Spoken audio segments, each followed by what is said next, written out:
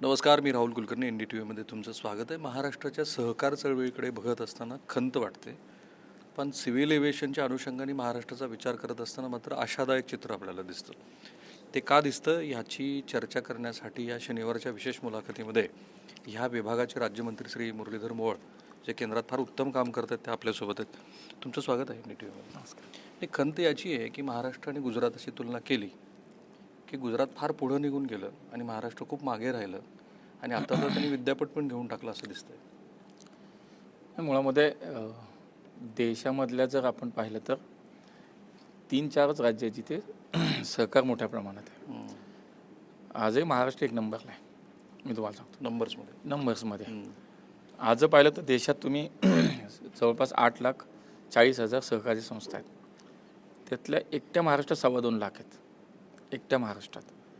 मग गुजरात आहे, मग कर्नाटक आहे, तामिळनाडू आहे. एक 5-6 राज्यांमध्ये खूप मोठ्या प्रमाणामध्ये सहकाराचं जाळ आहे. मला असं वाटतं की महाराष्ट्रातला सहकार तर हा खूप जुना आहे. देशातला सहकाराला 100 वर्षाची परंपरा आहे. राज्यातला सहकार हा जवळपास या राज्यातला मी जर विचार आपण केला तर 50% जास्त लोकसंख्या या राज्यातली सुद्धा थेट सहकाराशी जोडलेली आहे.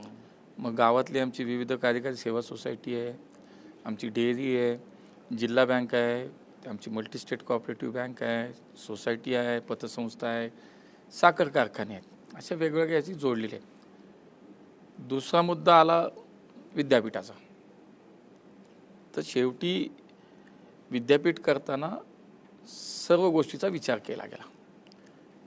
गुजरातला नेणं हा काही त्याच्यातला उद्देश नाही. शेवटी कुठेतरी एका ठिकाणी विद्यापीठ होणार आणि हब अँड स्कोप मॉडेल आम्ही त्याच्यात म्हणजे जे ते स्वीकारलं आहे ते देशात सगळीकडे आम्ही शिक्षण देणार आहे.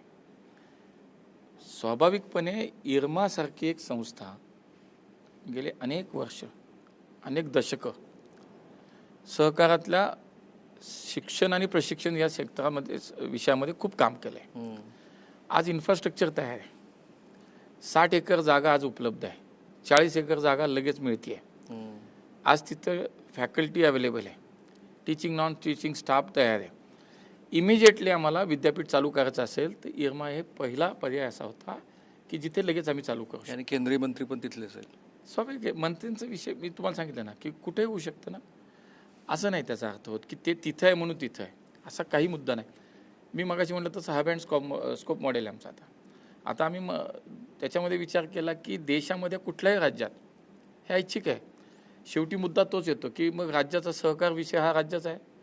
मग तुम्ही विद्यापीठ करून काय आमच्यावरती आमचं सहकार तुम्ही ताब्यात घेणार का? आमच्या विद्यापीठाला आमच्या सहकाराला तुम्ही काय आता त्याच्यावरती दबाव आणणार का? तर तो मुद्दाही नाही.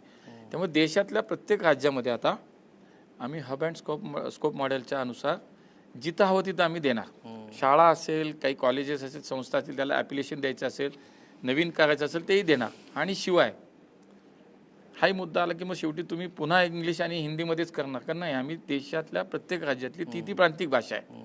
महाराष्ट्रात मराठी आहे, कर्नाटकला कन्नडी आहे, पश्चिम बंगालला बेंगॉली आहे, गुजरातला गुजराती आहे, तामिळनाडूला तमिळ. जिथे जिथे जी प्रांतिक भाषा आहे त्या भाषेमध्ये शिक्षण आम्ही देणार. पण 2021ला जेव्हा बजेट सादर झालं तेव्हा ह्या विद्यापीठाची घोषणा झाली. महाराष्ट्रानं खूप त्याला सेलिब्रेट केलं होतं. आणि आपण ज्या संस्थेमध्ये आता आपण बसलो ती अनेक अर्थाने महाराष्ट्रातल्या मातृसंस्थेपैकी एक संस्था आहे. आपण प्रांजळपणे हे मान्य करू, तुम्ही जे म्हणता आहात त्या सगळ्या गोष्टी तिकडे होत्या आणि ते तिकडे गेलं, पण एक मोठं नुकसान महाराष्ट्राचं झालंय असं आपण प्रांजळपणे एकदा मान्य करू. नाही, मला नाही वाटत. तुमच्याकडनं खूप अपेक्षा होत्या. स्वाभाविक आहे. ऐका ना, मी ज्या दिवशी मंत्री झालो ना त्याच्यानंतर जी पहिली प्रेस झाली त्यातही तोच विषय होता. आजही तोच. स्वाभाविक आहे. सभागृहात सुद्धा विचारलं गेलं. महाराष्ट्रातल्या जे एका खासदारांनी ऑफ रेकॉर्ड माहिती अशी आहे की you tried your level best to retain this university here in Maharashtra. मी प्रयत्न नाही, माझे विचार मांडले. पण मला जेव्हा ही वास्तव समोर येतं ना, वॅमनिकॉममध्ये आत्ता बसलो आपण. वॅमनिकॉम ही खूप मोठी संस्था आहे.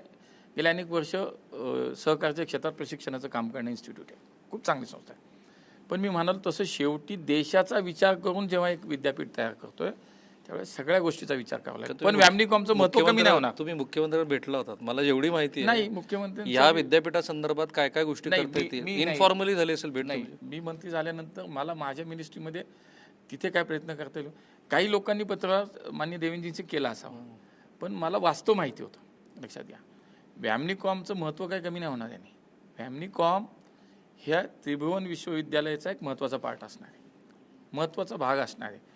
त्यामुळे व्यामनिकॉमला सुद्धा एक वेगळं महत्त्व या विद्यापीठाच्याच माध्यमातून अधिकचं मिळणार आहे आणि ते तर 100% करणार आहे. गुजरातचा दुस्वास करायचं काही कारण नाही. काहीच कारण नाही. पण श्री शरद पवारांनी पण पत्र लिहिलं होतं, त्याची प्रत पण माझ्याकडे आहे, की ते महाराष्ट्रातच व्हायला हवं होतं. मला असं तुमचाही वाटतं की प्रयत्न होता. जेव्हा हे सगळं समोर येतो ना, तेव्हा जागा होतं सगळं. मला असं वाटतं आपल्याकडे खूप होतं ना, इतका वर्ष राज्य होतं, देशातलं सहकार होतं, सगळं होतं ना, कृषी मंत्री. तेव्हा कल्पना सुद्धा नाही ना मनात आली.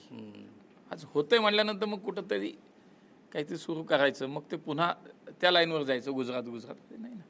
शेवटी त्याला आवश्यक असलेलं सगळं इन्फ्रास्ट्रक्चर असेल, त्याला आवश्यक असलेल्या सगळ्या फॅकल्टी, सगळे विषय येतात, जागा, हे 100 एकर जागा अवेलेबल आहेत तिथे. व्यामनिकॉमला आपल्याला जागा नाही ना तेवढी, सगळ्याच गोष्टी आहेत. आज तिथे सगळं तयार आहे.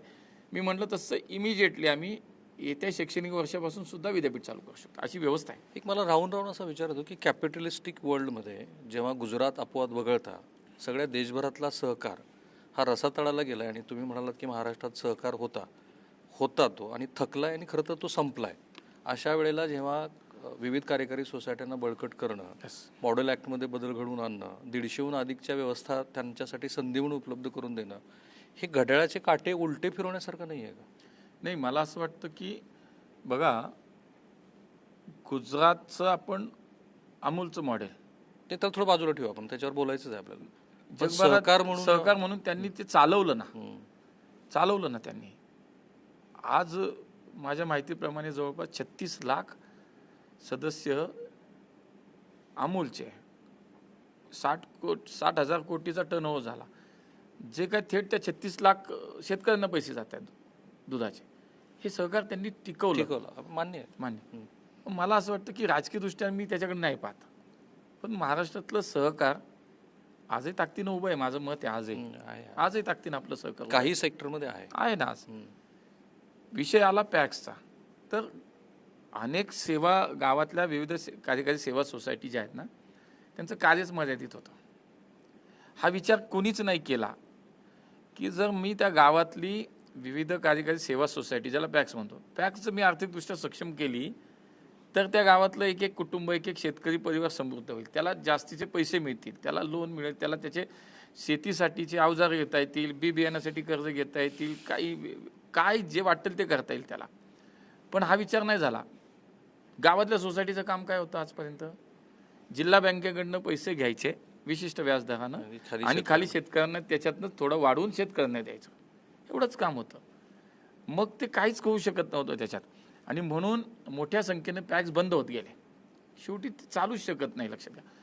मग याच्यामध्ये बघा, खरं तर शोकांतिका तुम्ही म्हणता तशी कशी आहे, इतका वर्ष या मंडळींनी देशावरती राज्य केलं, यांच्या काळातलं सहकार तोच आहे. NCDC तेच आहे, आजही NCDC तेच आहे. NCDC जुनंच आहे, पण NCDC त्यांच्या काळात 5,000-6,000 कोटी वर्षाला काहीतरी देत होते. आम्ही या वर्षाचं आमचं सँक्शन आहे 1,27,000 कोटी. हा फरक आहे. 2014चं सांगितलं मी, लांबचं नाही सांगितलं. 12-13चं सांगितलं मी NCDCचं बजेट, जी किती त्यांनी सँक्शन केलं, 5,000 कोटी काहीतरी, आणि 10 वर्षात आज आमचं 1,27,000 कोटी आमचं NCDC या वर्षीचं बजेट आहे. हा फरक आहे. इतका वर्ष सहकाराला बघा, मी मगाशी म्हटलं तसं 8,40,000 संस्था आहेत, आज 40 लाख कर्मचारी आहेत. आज तिथं कर्मचारी आणि निवडून आलेले सगळे संचालक पदाधिकारी 1.25 कोटीची संख्या जे थेट सहकार चालवत आहेत. एवढं मोठं क्षेत्र आहे, आणि ते चालवत होतं कोण? अख्ख्या देशात एक संयुक्त सचिवचा दर्जाचा अधिकारी अख्ख्या देशाचं सहकार चालवत. कसं समृद्ध होणार होतं? हे ओळखलं मोदीजींनी, की त्या कृषी मंत्रालयातनं त्याला बाजूला काढलं, त्याला एक स्वतंत्र ओळख करून दिली, स्वतंत्र मंत्रालयाचा दर्जा दिला. आता मागच्या 3.5 वर्षातलं काम तुम्हाला सांगितलं तर मला 1 तास कमी पडेल. नाही, पण असं आहे, हे संघ विचारधारेतनं पुढं आलेला विचार आहे की सहकाराच्या माध्यमातून समृद्धी आपण साधू शकतो. पण माझा मूळचा प्रश्न असा होता की कॅपिटलिस्टिक याच्यामध्ये आता ती तशी विचारधारा लोकात राहिली आहे का? अपवाद पुन्हा गुजरातचा आहे, त्याला थोडं बाजूलाच ठेवू आपण. आता कोणी आता आपण काही आत्ता आपल्या राज्यात सक्रिय असलेले जे राज्यात महत्त्वाचे निर्णय घेतात अशा नेत्यांचे स्वतःचे खाजगी कारखाने किती आणि त्यांनी सांभाळलेले सहकारी साखर कारखाने किती, अशी यादी काढली तर 1-2 निघतील सहकारकडे, 19-20 निघतील खाजगीकडे. ही वस्तुस्थिती आहे महाराष्ट्राची. नाही बरोबर आहे ना. म्हणून मला तेच वाटतं की शेवटी बघा सहकार हा विषय तसा राज्याचाच. तुमचा पॅक्स असेल, साखर कारखाना असेल, तुमच्या अगदी जिल्हा बँक असेल, राज्य सहकारी बँक, तसा विषय सहकार हा राज्याचा आहे. पण म्हणून त्याच्यावरती लक्ष द्यायला कोण नाही, त्याला आधार द्यायला कोण नाही, त्याला मदत करायला कोण नाही, हा विचार केला आम्ही आता त्याच्यात. आम्ही आता NCDCचं माध्यमातून तर मी तर लाखो कोटीच्या 1 लाख कोटीच्या पुढे गेलो आम्ही आता. आम्ही 3 मोठ्या राष्ट्रीय स्तराच्या संस्था काढल्या. जसं पॅक्सला मजबूत करायला गेलो, आमचा विषय नाही, पण पॅक्सचं कॉम्प्युटरायझेशन करायला गेलो आम्ही.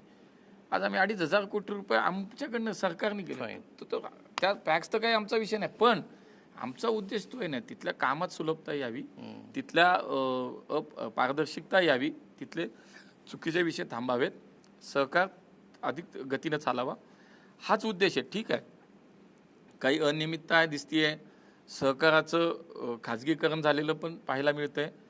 म्हणून हे सगळं चित्र बदलायचं असेल तर त्याला ताकद पण द्यायला पाहिजे. जी वर्षानुवर्षे सहकारचं नाव घेत जी लोकांनी कारभार केला, सहकारमर्षी, सहकारचे नेते किंवा जे काय असेल ते, पण मग सहकाराचं मूळ मजबूत करायचं हा विचार कोणीच नाही केला. सहकाराचं मूळ नाही मजबूत करायचं, पाया मजबूत करायचा विचार कोणीच नाही केला. हाच विचार, माझा कारखाना सहकारी कारखाना प्रायव्हेट. मग आता तुम्ही एक शेतकरी हा घटक किंवा एक सभासद हा घटक जर डोळ्यासमोर ठेवला तर पुढच्या 5 वर्षाचं तुमचं विजन काय? मी तेच सांगतो. आम्हाला त्याच्यावरतीच आम्ही काम करतो. आम्ही आज जवळजवळ 60 वेगवेगळ्या प्रकारचे इनिशिएटिव्ह घेतले. 60 वेगवेगळ्या प्रकारचे इनिशिएटिव्ह आमचे. आणि त्या इनिशिएटिव्ह मधलं मी तुम्हाला एकच सांगितलं आता, पॅक्स, त्यातलं एक पॅक्स आहे. असे 60 वेगवेगळ्या प्रकारचे इनिशिएटिव्ह आम्ही घेतले की देशातला सहकार हा शेवटच्या माणसापर्यंत त्याला आम्हाला समृद्ध करायचं. जसे 25 वेगवेगळ्या प्रकारचे व्यवसाय दिले आम्ही पॅक्सला. आता अनेक देशातले पॅक्स आता पेट्रोल पंप चालवत आहेत. अनेक देशातले 37,000 पॅक्स देशातले आज CSC चालवत आहेत. 43,000 पॅक्स देशातले कॉमन सर्व्हिस सेंटर चालवत आहेत. विमानाची तिकीट बुकिंग करतायत, रेल्वेची तिकीट बुकिंग करतायत, तिथे जनऔषधालय चालवत आहेत. आज त्यांचा व्यवसाय वाढला. आमचा उद्देश का आम्ही पाया मजबूत, त्यांचा व्यवसाय वाढला, त्या पॅक्सकडे पैसे आले तर ते पैसे आज शेतकऱ्यांना उपयोग येतील. सहकारामध्ये सहकारता में सहकार, त्या जिल्ह्याची जी जिल्हा बँक आहे ती मजबूत करणं, हा एक इनिशिएटिव्ह आम्ही आता घेतला. तुम्ही म्हणताय की असं तुम्ही विविध कार्यकारी सोसायट्यांना स्ट्रेंथन करायचं. जिल्हा बँक मजबूत केली पाहिजे. पण मग अनेक जिल्हा बँकाच्या बंद पडल्यात घोटाळे. ते सांगतो, त्याच्यावरच येतो. तर अमित भाईंनी हा विचार केला की त्या जिल्ह्यातली जी जिल्हा बँक आहे आमची, जिल्हा सहकारी बँक, त्या जिल्ह्यातल्या जेवढ्या सहकारी संस्था आहेत त्या सगळ्या सहकारी संस्थांचे आर्थिक व्यवहार आता त्या जिल्हा बँकेत करावेत. बरं. इव्हन त्याच्या सभासदांची खाती सुद्धा तिथे काढावीत. पुन्हा गुजरातमध्ये 2 जिल्हा बँकेचं मी उदाहरण देईल. जवळजवळ 450 कोटी का 500 कोटी तर एका बँकेचे मागच्या 2 वर्षात वाढले. हा प्रयोग का केला? जिल्हा बँक सक्षम झाली म्हणजे काय झाली, पाहिजे तेवढं पॅक्सला ताकद द्यायला तयार झाले. आता ते जिल्हा बँकेकडे ताकदच नाही तर ते खाली काय, मग आपल्या गावाकडच्या भाषेत आपण म्हणतो ते आडतच नाही तर पोहऱ्यात कुठून येणार आहे. जिल्हा बँकेकडे जर पैसे झाले, सक्षम झाल्या, राज्यातल्या सगळ्या जिल्हा बँक सक्षम झाल्या तर आमची राज्य सहकारी बँक पण ताकदवान होईल. मग आम्हाला त्या जिल्हा बँकेच्या माध्यमातून खाली पॅक्सला हवे तेवढी मदत करता येते. आम्हाला पॅक्सला मदत करणं म्हणजे काय, त्या 2-3 गावातल्या किंवा 1 गावातल्या 2 गावातल्या 3 गावातल्या सगळ्या शेतकरी परिवाराला जेवढी हवी तेवढी आर्थिक मदत उपलब्ध होते.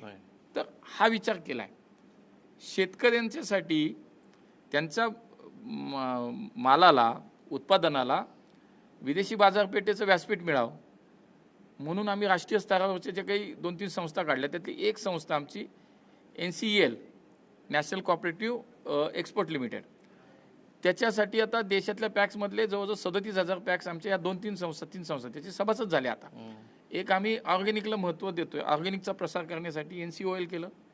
BBSSL आमची जी बीज आहेत, जी पारंपरिक बीज आहेत आमची जी काही आपण त्याला मिठे बीज म्हणतो, गोड, किंवा ती आपली स्वतःची, त्याला प्रसार करण्यासाठी BBSSL 3 राष्ट्रीय संस्था स्थापन केल्या. छोटा छोटा विचार आम्ही आज करतोय गावातल्या सहकारापासून समृद्ध म्हणजे एका पॅक्स पासून अपेक्स बँक पर्यंत. एक वाक्यात मला सांगा, कमोडिटीच्या फ्युचर ट्रेडिंगवरती काही चर्चा झाली का तुमच्याकडे? कारण त्याच्याबद्दल अनेक लोक उत्साही होते, पण तो आपल्याकडे बॅन ठेवून आता पुढे 5 वर्षाचा त्याला एक्सटेंड केला. नाही, मी म्हणलं तसं की सर्वार्थानं एक एक मी तुम्हाला मुद्द्यावर एक एक मुद्दा तो सगळा त्याच्यामध्ये इन्क्लूड केला गेला. मी थोडा लिंक तुटेल म्हणून मी पुन्हा त्याच्यावर बँकेचे मुद्दे येतो. आपल्या जिल्हा बँक असेल, राज्य सहकारी बँक असेल, यांना मदतीला नाबार्ड, त्यांच्यासाठी नाबार्ड आहे. नाबार्डमधनंच पैसे राज्य बँकेला येतात आणि त्याच्यातनंच हे खाली सगळं एक सिस्टीम आहे. पण आज आमच्या देशात 1400 शहरी नागरी बँक आहेत, कॉपरेटिव्ह, अर्बन कॉपरेटिव्ह बँक 1400 बँका आहेत देशात. पण त्या बंद होत चालल्यात, त्याला आधार नाही. तर त्याचं काय करायचं? म्हणून रिझर्व्ह बँकेशी कॉर्डिनेशन करून आणि अमितभाईंनी आपल्या वित्तमंत्री जे आहेत त्यांच्याशी एकत्र बसून या बँकांच्या मदतीसाठी एक सहकाराच्या आमच्याकडनं आम्ही एक अम्ब्रेला ऑर्गनायझेशन तयार केली. आता आम्ही त्याच्यात कॉर्पस पण तयार करतोय. त्याच अम्ब्रेला ऑर्गनायझेशनचं कॉर्पस पण तयार होतोय. तो आज 300-400 कोटीच्या पुढे गेला असेल. तर तो कशासाठी येतात? या ज्या बँका आहेत आमच्या, ज्या छोट्या छोट्या बँका आहेत, कमकुवत आहे, आर्थिक स्थिती नाजूक आहे, त्यांना मदत करण्यासाठी आम्ही आता ते उभे करतोय. म्हणजे कुठलाच सेक्टर जो सहकाराचा चाललाय, सहकारातनं आज लोक जोडलेली आहेत. सहकार म्हणजे काय? शेवटी लोकांनी एकत्रित आणून चालू केलेला एखादा व्यवसाय किंवा एखादी संस्था, तो प्रत्येक फिशरीज असेल, डेअरी असेल, आम्ही 2 लाख नवीन पॅक्स करायचा आता निर्णय घेतलाय. याचा अर्थ काय केलाय? आम्ही जी अनकवर्ड गाव आहेत, जिथं ज्या गावात आता पॅक्स नाहीये, आता आपण जसं म्हणलं सहकारात आम्ही विचार केला तर 2-3 राज्य डोळ्यासमोर येतात. पण आम्हाला देशभरात सहकार पोचवायचा आहे ना. फिशरीच्या माध्यमातून काही ठिकाणी काम चाललंय, काही ठिकाणी शुगर मिलचं काम चाललंय, काही ठिकाणी आपण जर पाहिलं तर सूत गिरण्या सुद्धा आहेत, साखर. या सगळ्याला त्या त्या ठिकाणच्या सेक्टरला आम्हाला मजबूत करायचं असेल तर आम्ही 2 लाख नवीन पॅक्स, मग तो कुठल्याही स्वरूपात असेल, तो डेअरीच्या स्वरूपात पण पॅक्सच म्हणतोय आम्ही. आता आम्ही फिशरीच्या स्वरूपात सुद्धा पॅक्सच म्हणतोय त्याला.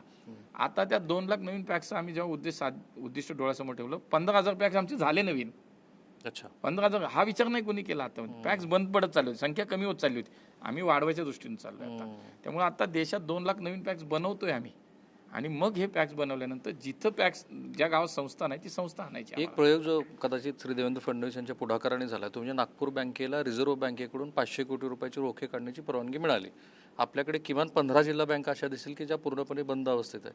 ह्या दृष्टीने काही विचार सुरू आहे केंद्रीय पातळीवर? निश्चितपणे जसं मी मगाशी म्हणाल तसं की राज्याचे मुख्यमंत्री म्हणून एक त्यांची दूरदृष्टी म्हणून किंवा एक मला असं वाटतं एक व्हिजन आहे त्यांच्याकडे. सर्व गोष्टीवरती काम करताना या राज्यातला सहकार हा जिवंत राहावा, तो चांगला चालावा, म्हणून त्यांना तसे रोखे इतर बँकांना परवानगी मिळण्याची शक्यता आहे. काहीच अडचण नाही. शेवटी ते निकषांमध्ये सुद्धा बसलं पाहिजे. आणि पुन्हा मी तेच म्हणेन की आम्ही या राज्यातल्या सहकाराला ताकद देतो, त्यात ह्या गोष्टी येतील. पण राज्याचे मुख्यमंत्री जेव्हा पुढाकार घेतात, याचा लक्षात घ्या की या राज्यातल्या सहकाराकडे त्यांचं किती लक्ष आहे. आणि मुळात राज्याचा विषय हा सहकाराचा राज्याचा आहे. त्यामुळे मुख्यमंत्री स्वतः त्याच्यात पुढाकार घेतात, हे महाराष्ट्राच्या दृष्टीने खूप चांगलं. एक मगाशी बोलताना तुम्ही म्हणालात की अनियमितता होती आणि त्याबद्दल सुद्धा आम्ही काही प्रयत्न केले. खरं तर मोठी संधी होती तुम्हाला ती अशी की वेगवेगळ्या सहकारी साखर कारखान्याच्या विक्री व्यवहारामध्ये जे घोटाळे झाले त्याबद्दलचा एक रिपोर्ट आला, त्याचे सगळ्या पिटिशन झाल्या, लिटिगेशन झाल्या, आणि शेवटी ते जैसे ते आहे. आता त्यात पुढं काहीच होत नाही. नाही, मला असं वाटतं की याच्याकडे आम्ही पाहताना एक व्यापक दृष्टिकोनातून पाहतो की संधी म्हणून त्याच्याकडे पाहत नाही. आम्हाला मोठी राजकीय संधी होती, की आम्ही बघा, तुम्हाला मी त्याचं एकच उदाहरण देईल. NCDCनी आमचं सरकार आल्यानंतर मागच्या 10 वर्षात या राज्यातील साखर कारखान्यांना ज्या ज्या मदत केली ना, त्याची यादी पहा. त्यात काँग्रेसचे पण आहेत, त्यात राष्ट्रवादीचे पण आहेत, त्याच्यात कुठल्याही पक्षाचे. आमचा उद्देश हा आहे, आम्ही त्याच्याकडे त्या दृष्टीने नाही पाहत. तुम्ही असं ठरवलं का की ज्यांनी घोटाळे केले त्याकडे आता लक्ष द्यायचं नाही म्हटलं. तुम्ही संधी या शब्दाला मी उत्तर दिलं. तुमच्या संधी या शब्दाला मी बोललो की आम्हाला राजकीय संधी म्हणून त्याकडे नाही पाहिजे. जिथं अनियमितता आहे, जिथं चुकीचं झालं त्याला आम्ही सोड. राज्यातल्या 2-3 मल्टी स्टेट कोऑपरेटिव्ह सोसायटीज बघा, त्याच्यावर लिक्विडेटर नेमण्याचं काम आम्हीच केलं. ती मला असं वाटतं त्या मराठवाड्यातली एक संस्था, त्याचं खूप ज्ञानराधाचं प्रकरण आमच्यापर्यंत आलं दिल्लीत. त्याला लिक्विडेटर नेमण्याचं काम आम्ही केलं. आम्ही बैठक घेऊन मी निर्णय घेतला, तो मी दिलं इन्स्ट्रक्शन त्याला. हे करतो ना आम्ही.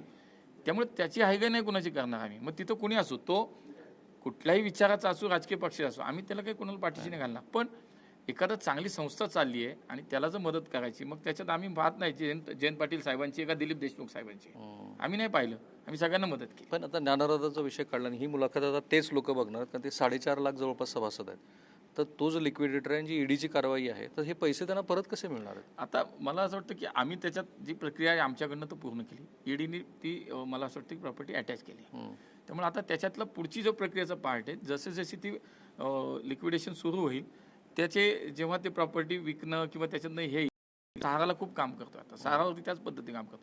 अनेक, मी तुम्हाला आता आकडा नेमका माझ्या लक्षात नाही, पण सहाराचा सुद्धा मी 10,500 कोटी तर आम्ही वितरित केले ना, लोकांना दिले, पण सिस्टीम आमच्याकडेच लागली होती. तसं आम्ही हे एक एक 1 बाय 1 आम्ही सगळ्यांना त्याच्यातनं बाहेर काढण्यासाठी आमच्याकडनं खूप काही ठराविक काळ सांगता येईल आपल्याला की नाही, इतक्या काळात प्रयत्न ते- चालूच आहेत. ओके.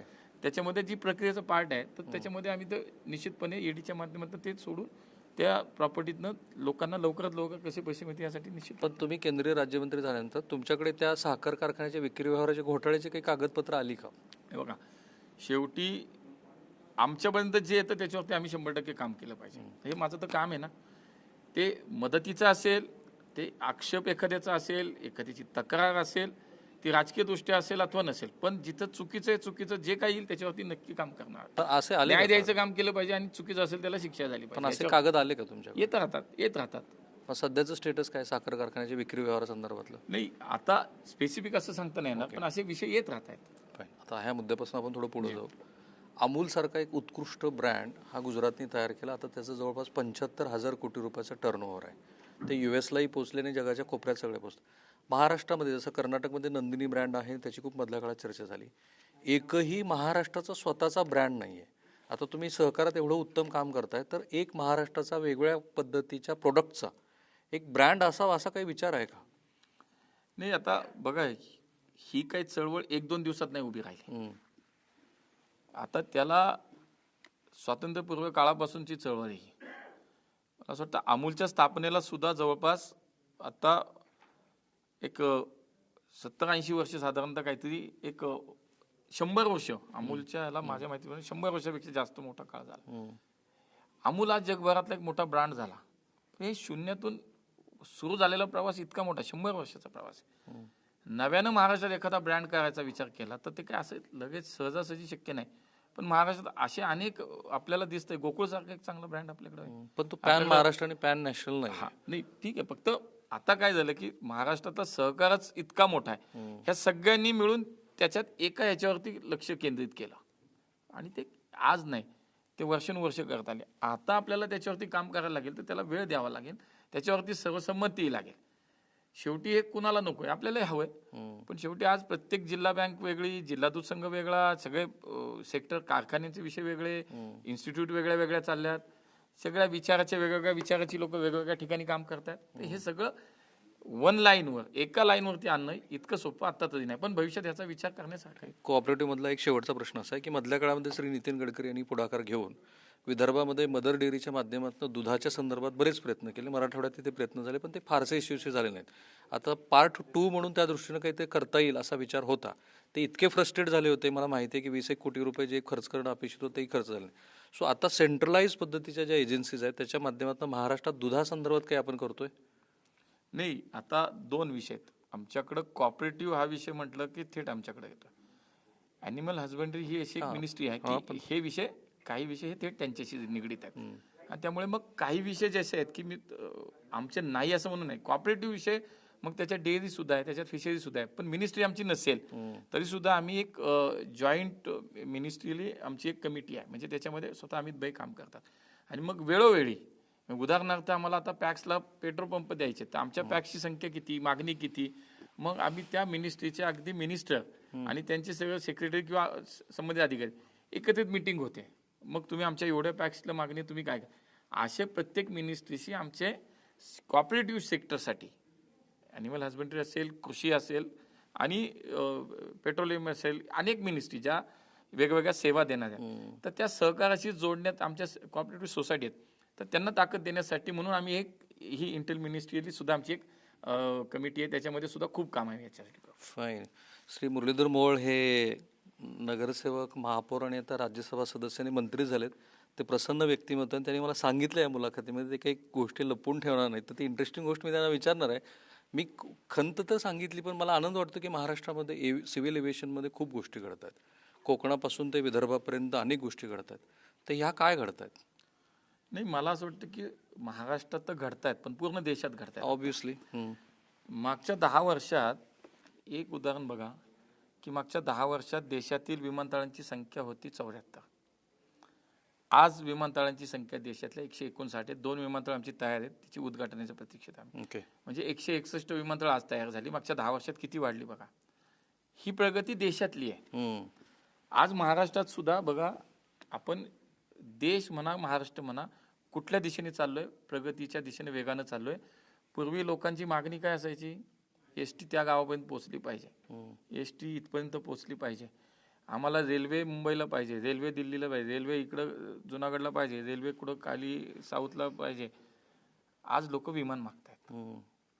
ही या देशाच्या प्रगतीची एक चांगली लक्षण आहे. मागणी कशी आहे? तर आता विमान हवी आहे. म्हणून एक मोठा विषय जो उडान योजनेच्या माध्यमातून राज्यातली त्या ठिकाणची छोटी छोटी शहरं मोठ्या शहरांना जोडण्यासाठी उडान योजना आणली मोदीजींनी. मोदीजी म्हणतात की उडे देश का हम नागरिक. त्याच्या मागची कल्पनाच ती आहे. त्यामुळे सर्वसामान्य माणूस हा मोठ्या शहरांशी जोडला पाहिजे, उद्योग व्यवसायाशी जोडला पाहिजे, तो समृद्ध झाला पाहिजे. गाव जोडली गेली की ती छोटी छोटी शहरं ही व्यवसायाच्या दृष्टीने जोडली गेली पाहिजेत, उद्योगधंदा आला पाहिजे, यासाठी ती योजना आणली. आज देशात कितीतरी मोठ्या संख्येने आम्ही उडानच्या योजनेतनं नवीन रूट तयार झाले, विमानतळाची संख्या वाढली. तुम्ही देशातल्या एअरपोर्टची संख्या बघा, म्हणजे एअरपोर्ट झाले, संख्या पाहिली. एअरपोर्टचं बघा तुम्ही, नूतनीकरण किंवा नवीन एअरपोर्ट इतके सुंदर झाले की विदेशातून आलेल्या माणसाला सुद्धा कधी कधी वाटतं माझ्या देशात सुद्धा नाही इतकं छान म्हणत. उदाहरण पुण्याचंही घ्या. अशी अत्यंत चांगल्या पद्धतीची सगळ्या या विषय. महाराष्ट्रात नवी मुंबईच्या विमानतळ आता होते, पुरंदरच्या विमानतळाची भूसंपादनाची प्रक्रिया आता सुरू होती, पुण्याच्या विमानतळाचं आम्ही आता रनवे एक्सपान्शन करतोय, अमरावतीला विमानसेवा चालू होतीये, राज्य सरकारने VGF दिलं म्हणून सोलापूर मुंबई विमानसेवा चालू होतीये. किती तर शिर्डीचं नाईट लँडिंगची फॅसिलिटी सुरू झाली. शेवटी या राज्यातले सुद्धा प्रगतीचा विचार करतात, विकासाचा विचार जरा करतात. टप्प्याटप्प्याने बोललं पाहिजे. अमरावती हे कार्गो असणार आहे का सिव्हिल एव्हिएशनकडे असणार आहे? नाही नाही, सिव्हिल एव्हिएशनच आहे. कार्गो हे लक्षात घ्या, कार्गोला स्वतंत्र यंत्रणा लावायला लागते.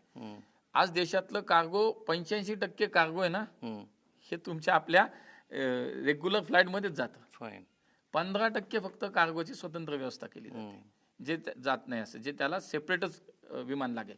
पण 85% कार्गो हे रेग्युलर आपल्या प्रवासी विमान जे त्याच्यातनं जातात. ओके. त्यामुळे राज्यात सुद्धा वेगवेगळ्या ठिकाणी करताना त्याचं प्रयोजन तिथे केली जाते. फाईन. अमरावतीमध्ये आशियातलं सगळ्यात मोठं जे ट्रेनिंग सेंटर होणार आहे त्याची काय माहिती आहे? मला असं वाटतं की ती MEDCच्या माध्यमातून राज्य सरकार, तुमचा मान्य देवेंजींचं ते एक स्वप्न आहे. अजून एक बघा, वाढवण बंदर, तिथे सुद्धा देवेंजींचा एक ड्रीम प्रोजेक्ट आहे. तिथे त्यांना विमानतळ करायचं आहे. त्यासाठी आता आमचे सगळे प्रयत्न सुरू आहेत. स्वतंत्र विमानतळ. हा, याला वाढवण बंदर आम्ही आता जाऊन आलो JNPT आणि वाढवण. हा, JNPT. त्यामुळे खूप काही गोष्टी घडतात. ते कुठे असणार वाढवणचं जे असेल ते? जी? त्याची ते कुठे असणार आहे वाढवण? वाढवण बंदर जे पालघर जिल्ह्यात वगैरे त्या ठिकाणी, की जे समुद्राला लागून, आणि त्यामुळे म्हणजे जिथे नवीन बंदर होत आहे तिथेच नवीन एअरपोर्ट करण्याची त्यांची संकल्पना आहे आणि त्याच्यामध्ये ते खूप प्रयत्न करतात. आणि म्हणून मला वाटतं कोल्हापूरच्या विमानतळाचं रनवे एक्सटेन्शनचं काम चालू आहे. मी तुम्हाला सांगतो, जळगावला नवीन टर्मिनलचं काम सुरू झालंय. एक एक विषय जे राज्यातले करता येतील सगळे आम्ही आता कुठलेही ठेवत नाही. आणि म्हणून मला असं वाटतं की राज्यातल्या सुद्धा सिव्हिल एव्हिएशनच्या जी काही प्रगती दिसते त्यात माननीय मुख्यमंत्र्यांची दूरदृष्टी मला त्याच्यात जास्त महत्त्वाची. कोल्हापूरकरांचा तुमच्यावर आक्षेप असेल किंवा सोलापूरकरांचा असणार आहे की त्यांना जे प्रॉमिस केलं होतं ते तुम्ही रन केलं पण सुरू नाही झालं कोल्हापूरमध्ये. सोलापूरकरांचं असं आहे. कोल्हापूरचं काय झालं? कोल्हापूरचं नाही, कोल्हापूरची चालू आहे, एकच चालू झाली, दुसरी त्यांना अपेक्षित होती ती रनवे एक्सटेन्शनचं. तिथे भूसंपादन आणि रनवे एक्सटेन्शन शेवटी काय बघा, सिव्हिल एव्हिएशन आपल्याला वाटतं की ठीक आहे बाबा, पण प्रायव्हेटायझेशन झालं, ओपन मार्केट आहे पूर्ण जगामध्ये, हे ओपन मार्केट आहे. जर कमर्शियली वायबलच होत नसेल तर कुठली विमान कंपनी येत नाही. हे ओपन मार्केट आहे, याच्यामध्ये काही. आज गव्हर्नमेंटनी सेवा द्यायचं म्हटलं तर बघा, देवेंजींनी VGF दिलं तर सोलापूर मुंबई चालू झालं. असे काही करू शकतो आपण. उडान योजना VGF आम्ही देतो ना. उडान योजना काय केली? नाही परवडत, पण आम्ही तो रूट तयार केला, आम्ही तो स्कीम मध्ये आणला, त्याच्यामधला जो डिफरन्स आहे, जो VGF आहे, तो आम्ही देतो ना. असे देशात आज कितीतरी मोठ्या प्रमाणात आम्ही सुरू केले मार्ग. त्यामुळे कोल्हापूरचं सुद्धा पुढच्या काळात अजून त्याच्यामध्ये निश्चितपणे काही मार्गांचा विस्तार होण्याची शक्यता आहे. आमचे महाराष्ट्रात नव्या फ्लाईट्स किंवा नवे रूट्स. सोलापूर विसरेल मी, ओके, सोलापूर विसरेल. सोलापूर कारण त्याच्यावरती खूप हो, खूप चर्चा. मी तोच विचारत, सोलापूर सह आणखी सोलापूरच्या याच्यामध्ये दोन गोष्टी होत्या. एक तर तिथल्या आमचं जे DGCAचं जे लायसन असतं ते तिथल्या 45 सीटर असलेल्याच विमानाचं होतं. ते आम्हाला 72चं करायचं होतं, म्हणून ती एक प्रक्रिया ती पूर्ण झाली. दुसरं टेंडर जे राज्य सरकार MADC लावणार होतं VGFचं टेंडर लागलं. टेंडरची मुदत संपली आहे. 2 त्याच्यात काहीतरी कंपन्या आलेल्या, एक स्टार आली आणि एक काहीतरी फ्लाय 91 आलेली. आता त्याच्यामध्ये जो कोणी ह्या असेल सगळ्या निकषामध्ये बसेल त्याला काम मिळेल आणि लवकरात लवकर सगळी प्रक्रिया पूर्ण झाली. आता काही दिवसात सोलापूर मुंबई तुम्हाला विमान आणि सोलापूर गोवा, सोलापूर मुंबई आणि गोवा असंच ते एकत्रित करायचं त्यांचा प्लॅन आहे. नवीन कुठे फ्लाईट्स महाराष्ट्रात सुरू होतात, नवीन रूट्स काय आयडेंटिफाय केलेत का? नाही, आता हे दिवसेंदिवस सुरू होणारच आहे. त्याला आता जशी जशी विमानतळं वाढतील, विमान सेवा वाढेल, देशभरात होणार आहे तसं राज्यामध्ये नवीन विमान सेवा जशी जशी विमानतळं वाढतील, जशी आपल्याला धावपट्ट्याची उपलब्धता मिळेल तसे तसे खूप काही, म्हणजे एका कागदावर सांगायचं म्हटलं तर खूप वेळ, खूप असे आपण उडानमध्ये सुद्धा करतोय, कमर्शियली व्हायबल होत आहेत अशा ठिकाणी सुद्धा प्रयत्न करतोय. VGF राज्य सरकारने द्यावं असे काय प्रयोग करतोय. असे वेगवेगळे विषय आहेत त्याच्यामध्ये. आता आपल्या मुलाखतीच्या अगदी शेवटच्या भागात होत, काहीच मिनिट राहील आपल्याकडे. तुम्ही कोरोना काळामध्ये जसं काम केलं तसं सिव्हिल एव्हिएशन मिनिस्टर म्हणून तुम्हाला काम करायला लागतंय. तुम्ही आता मधल्या काळामध्ये अंदमानवरून काही लोक आणली, काही परदेशामध्ये गेलेले त्यांच्या दुर्दैवी घटना घडल्या त्यांना आणले. हे काय आहे नवीन पद्धत? शेवटी you are available for the people or what? स्वाभाविक आहे, शेवटी तुम्ही ज्या शहराचं प्रतिनिधित्व करता, ज्या मतदारसंघाचं करता, ज्या राज्यातून जाता, जरी देशासाठी काम करत असलं तरी शेवटी तुम्ही जिथून जाता तिथल्या लोकांची अपेक्षा वेगळी आहे. त्यांना स्वाभाविकपणे अडचणीत आल्यानंतर जी मिनिस्ट्रीमध्ये मी काम करतोय, ज्या मिनिस्ट्रीमध्ये स्वाभाविकपणे विदेशात माणसं अडकत आहेत, अपघात घडत आहेत, इमर्जन्सी येते, इमर्जन्सीमध्ये मदत हवी आहे, तशी माझं काम येते. मी शेवटी त्या लोकांना उत्तरदायित्व, म्हणजे मी उत्तरदायी आहेच ना, मी त्यांच्यासाठी काम केलंच पाहिजे. शेवटी त्यांनी मला काम करायची संधी दिली आहे. मला असं वाटतं की असे प्रसंग उलट मी आणि माझी टीम मला करायला जास्त एक आत्मिक समाधान त्याच्यामध्ये जास्त मिळतं, की अडचणीत असलेल्या, संकटात असलेल्या माणसाला तुम्ही सोडवताय याचं समाधान अधिक मिळतं. काम तर चालणारच आहे, खूपच समाधान काम चालणार आहे, खूप मनापासून बरं वाटतं मला. सहकाराचं दुसरं म्हणजे दोन्ही विषय. सहकार तसं मी जरी शहरात मी निवडून आलो, शहरात राहतो मी, पण माझं प्राथमिक शिक्षण हे ग्रामीण भागात झालं. मी जिल्हा परिषद शाळेत शिकलो. माझ्या गावातल्या गावातल्या डेअरीत मी माझ्या घरातनं दूध घातलेलं आहे जाऊन. सहकाराचं नातं जुनं आहे आमचं तसं.